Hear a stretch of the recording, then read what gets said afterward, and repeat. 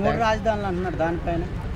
3 రాజధానులు జగన్మోహన్ రెడ్డి 3 రాజధానులు అనేది నాకు ఏ విధంగా సాధ్యమండి?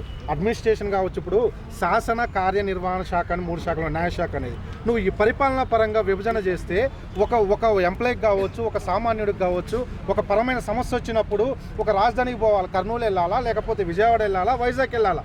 3 రాజధానులు ఒక సామాన్య మానవుడు కానీ ఒక ఉద్యోగి కానీ తిరగలే స్తోమత ఉంటుందా? ఇది సాధ్యపడే విషయమేనా? దానివల్ల డెవలప్మెంట్ అనేది జరుగుతుందా? 3 రాజధానుల వల్ల ఏ విధంగా జరుగుతుందని డెవలప్మెంట్? ఎవరి స్వలాభం కోసం ఈ 3 రాజధానుల అంశాన్ని లేవనెత్తింది?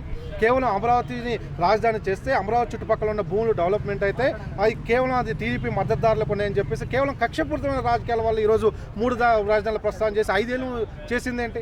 ఆంధ్రప్రదేశ్లో ఏ విధమైన అభివృద్ధి చేశారు 5 సంవత్సరాల నుంచి? ఒక ప్రాంతానికి అభివృద్ధి కాకుండా 3 ప్రాంతాలకు చేస్తామని జగన్ ఒకే ప్రాంతాన్ని రాజధానిగా చేసుకొని ఆంధ్రప్రదేశ్ మొత్తాన్ని కూడా డెవలప్మెంట్ చేసుకోవచ్చు అండి. ఆప్షన్ కూడా ఉంది కదా, అది వెళ్ళొచ్చు కదా.